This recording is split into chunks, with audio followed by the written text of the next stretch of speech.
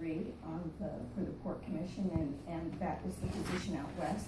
So you won't see me on the ballot for the primary election, but you will see me for the general. So I'm still here, and I appreciate the opportunity to come. You know, I look around and we live in such an amazing area. We've got the mountains and the sea, we've got the trees, and we've got the rivers, kind of. But I've said for many years that if I didn't already live here, this is definitely where I would want to come on vacation. But all is not perfect.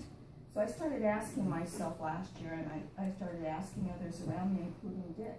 I said, what's our vision for our county 5 years from now or 20 years from now?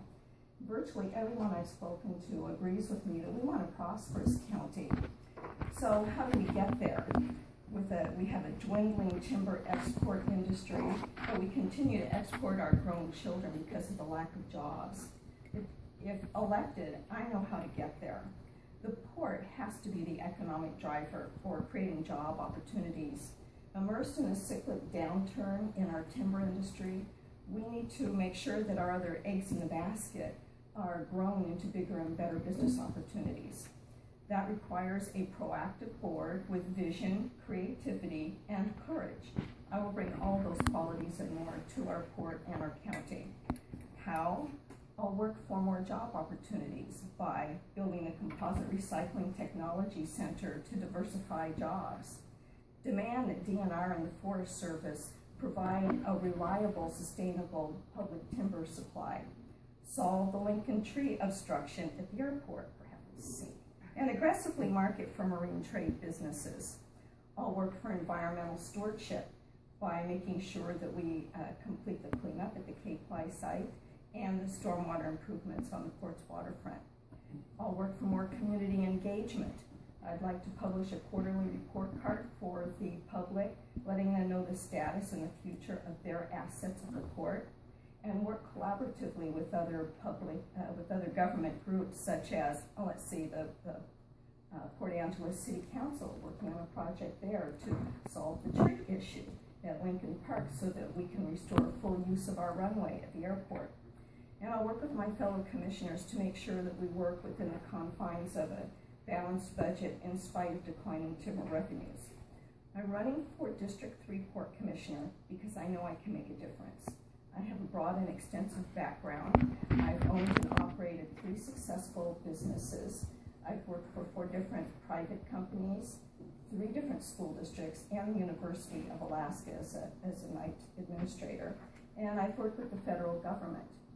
I currently manage the Crescent Water Association out in Joyce, which makes and delivers drinking water to 2,800 people. And along with my husband, Jim, we own and operate Alpacas of Cedar Wind on 34 acres west of Joyce. I'm running for District 3 Port Commissioner because I believe in our port and our county. And I see no reason why it can't be so prosperous that we have businesses waiting in line to start or expand their businesses here in our county. It'll take a different face on the Port Commission to achieve that. We need leadership at the top that is proactive, reactive, invested, knowledgeable, and effective. I've worked in my community as an elected District 3 Commissioner on the current Charter Review Commission. I sit as the Vice Chair of the Clallam County Planning Commission. I'm an appointed member of the Crescent Community Advisory Council, and I'm a very active member of the Port Angeles Business Association Government Affairs Committee. My prior service includes sitting as an officer on the Board of Trustees of the Crescent Water Association, and I served for several years as an agriculture representative on the Economic Development Council. Now, this is our port, your port and my port, and we need to make sure that our port is the largest economic driver for job opportunities in our county. We need to make sure that our public assets are used effectively and efficiently in creating jobs. We need to aggressively clean up our harbor.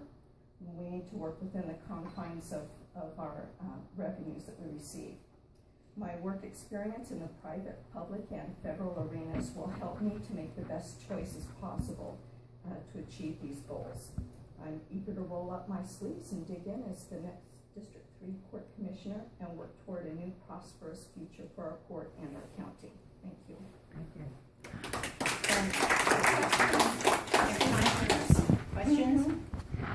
Hey, what's going on with the old Rayonier property?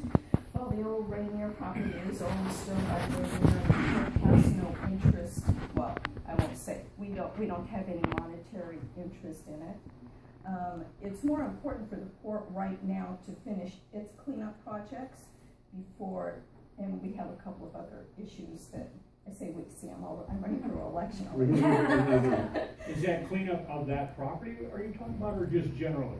Well, we're the West Harbor. The port is the West Harbor. So yeah. We're looking at that area down there. The Rainier property is really caught up in some big issues, and Rainier in fact has been kind of using that land as mitigation for other areas that they're cleaning up and using. And but that being said, whoever takes it over, whether it's a private business or it's a government function, will have to deal with the cleanup. But I can see the port years down the way, if nothing else happens, once we're done with our cleanup and some other major projects that we're working on, to take a look at that and see if it would be possible for the port to take that over and get it cleaned up. Maybe by then the environment itself will have done that naturally.